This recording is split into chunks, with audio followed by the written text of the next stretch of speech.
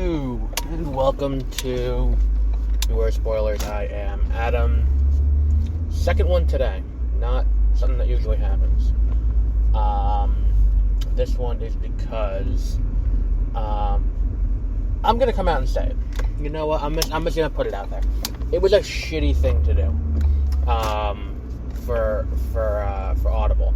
I don't know if this is a Legend of Korra situation, where they were hoping that people wouldn't know it came out and they would, set it up for failure. Because, if you remember, that happened to Legend of Korra. Where it's like, you are in the middle of the fucking road, my man. That happened to Legend of Korra, where you get this, you get to book 4, and we're getting to the end of, or book 3, where it happened, where it's like, they 3 episodes got leaked, and they moved it to a shitty time slot with no announcement, and then, left it there, so you end up with, why did this show fail? It's like, well, what the fuck are you doing? It's like, oh, well, why did the show fail? Because, you set it up for failure.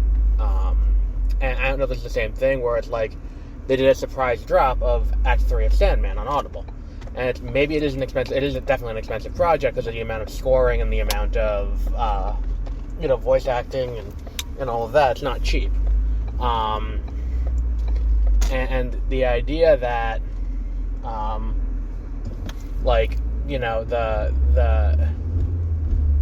the show is, I don't understand why they would stealth drop it. And on top of that, too, with Audible, you can't buy 1 credit. You gotta buy them in batches of 3, I think. So, if you don't have your monthly credit happening yesterday and you wanted to read Sandman, you are just kind of stuck, either waiting or dropping $40 on 3 credits, which is what I ended up doing so I can get the audiobook. Now, the other 2 credits I'm going to use to reserve other things from Audible that I'm looking forward to, like other Star Wars books. But for right now, it's just kind of, not a great situation all around to have done that when the last 2 books you kind of put out with big fanfare and a huge release date announcement and pre-order ability. There was not even the ability to pre-order it. And it seems weird, too, that they would greenlight 2 and 3, and they would make 3 not be the full story up to the end. Why would you greenlight 2 and 3 and then make 3 not through the end of the arc? Because in all likelihood, you don't know that you're coming back for 4, unless they know that already, which is a distinct possibility. It is very possible that they already know that they got picked up and that it hasn't been released to the public yet. Very real possibility. That said, it still feels like a strange situation to not have done through the complete ending of the story.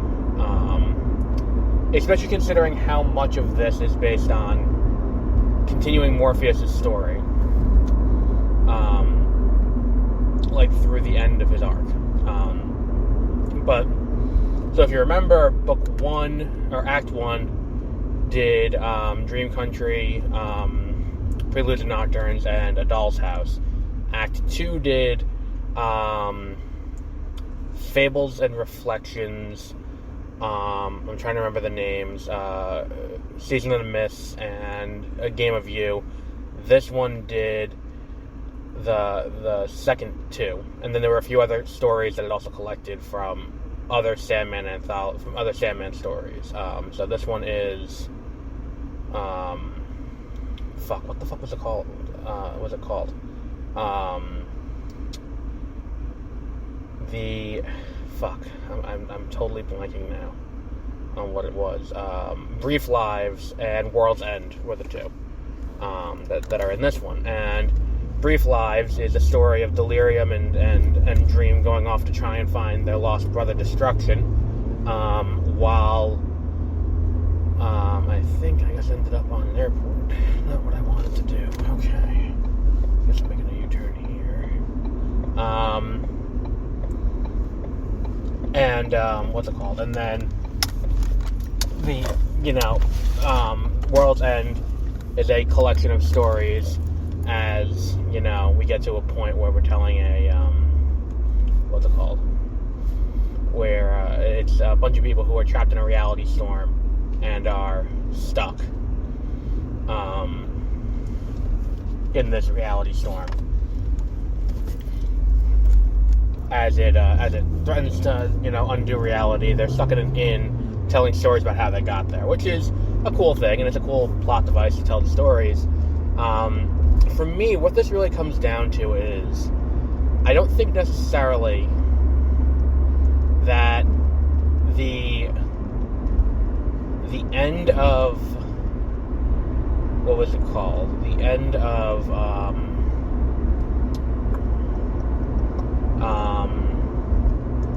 I'm completely blanking. I feel like the last one, the Kindly Ones, should have been included on this, and then also the Wake. But those two should have been included on this group, because looking at it the way that it is kind of on in here, I think the problem is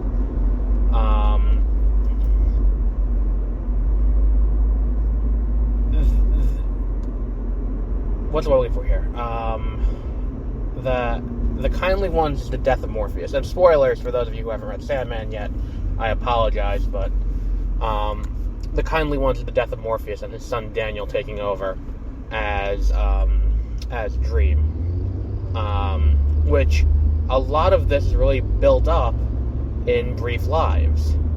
It is the juxtaposition of will people keep dreaming if you're not there? Well, Destruction is look, I gave up being the physical embodiment of destruction. I gave that up. That is no longer what I do. Why is it? And people are still destroying each other. I don't need to be there to do that. If Death gave up her job, people would still die.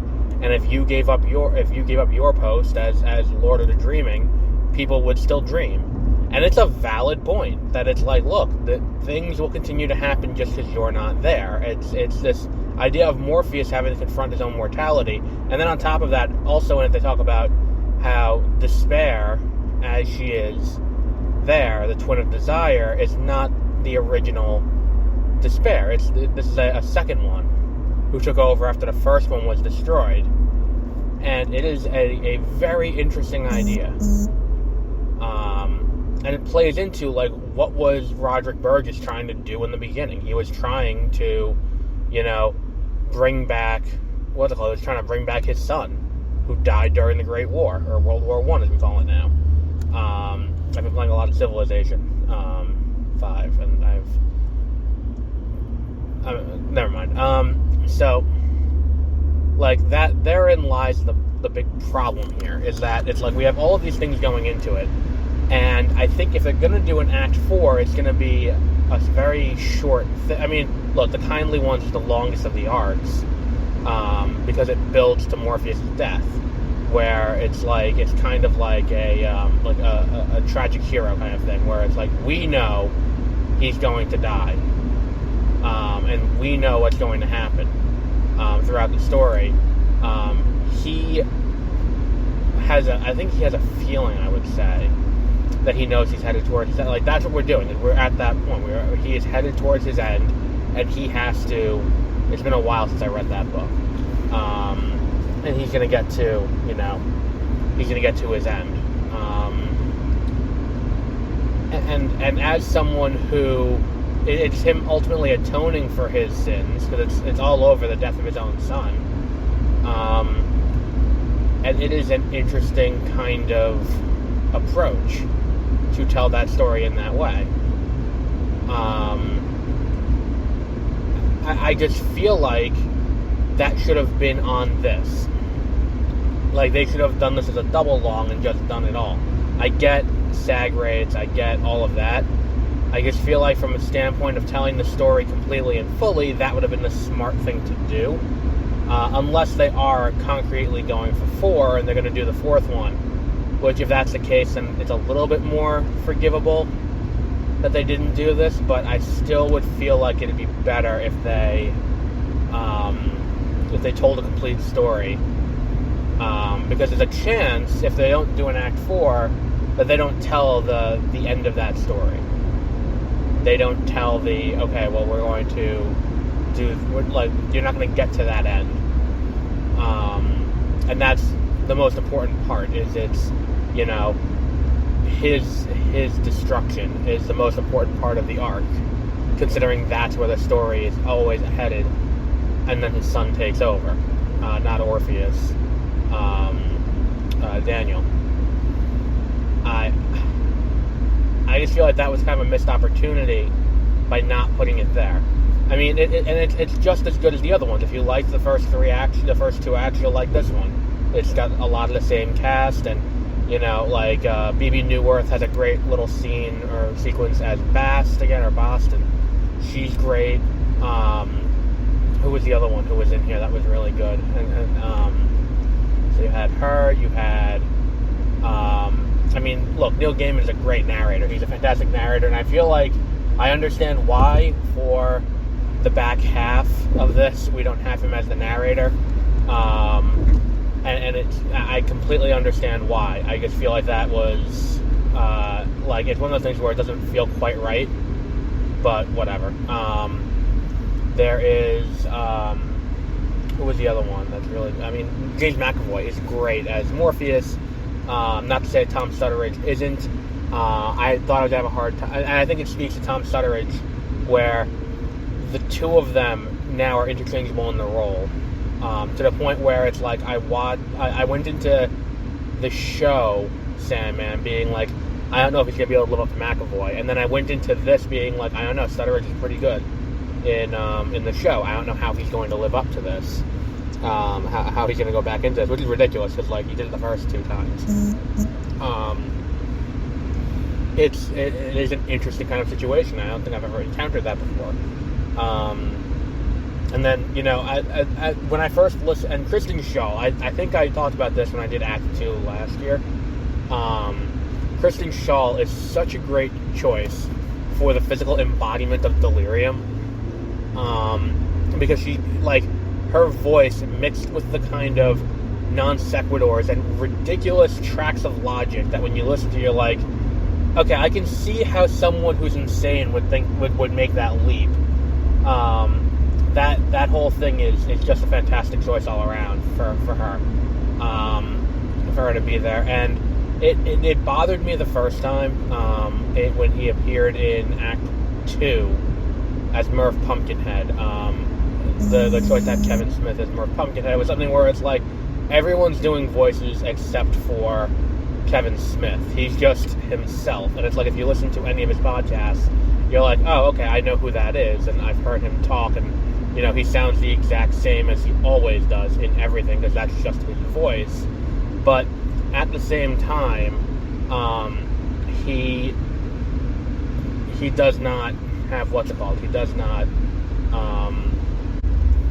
his voice, I think, lends itself to this kind of grounded kind of basically janitor.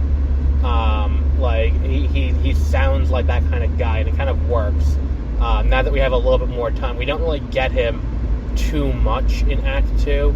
I think he's only in one scene in Act 2. He's in the sequence with where Morpheus goes back to the dreaming, and he announces that he's going to hell to and he's going to leave, I forgot who in charge, but I think he's in that one scene, and that's it.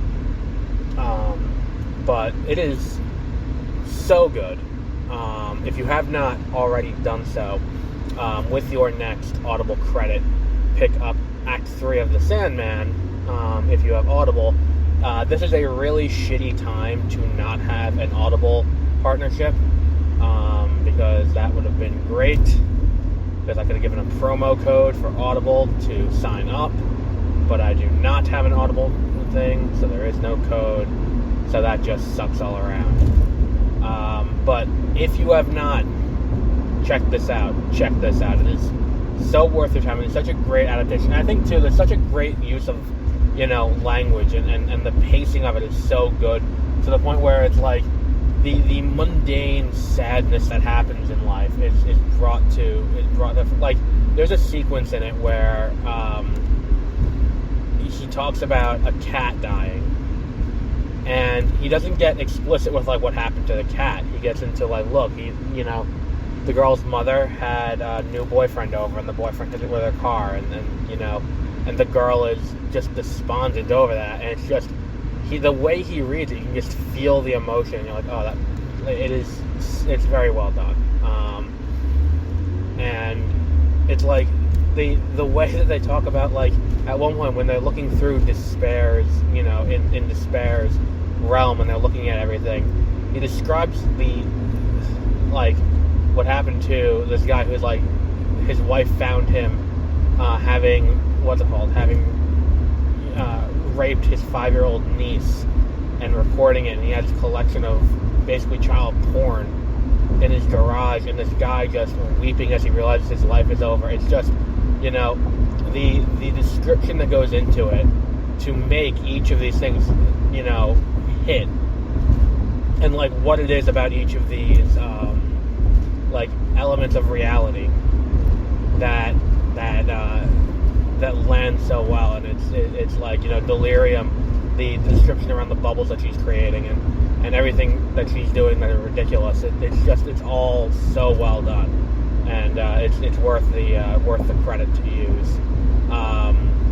So if you have an Audible credit and you have not used it yet, use it on the Sandman. If you do not have an Audible credit, either buy the 3 Audible credits and then use one of them on this, or just wait till your next Audible credit comes and then use it on this. But we'll wrap up there for today. Tonight I will be seeing Bros, the first gay rom-com written by Billy Eichner. That will be up tonight. So until then, have a great rest of your week.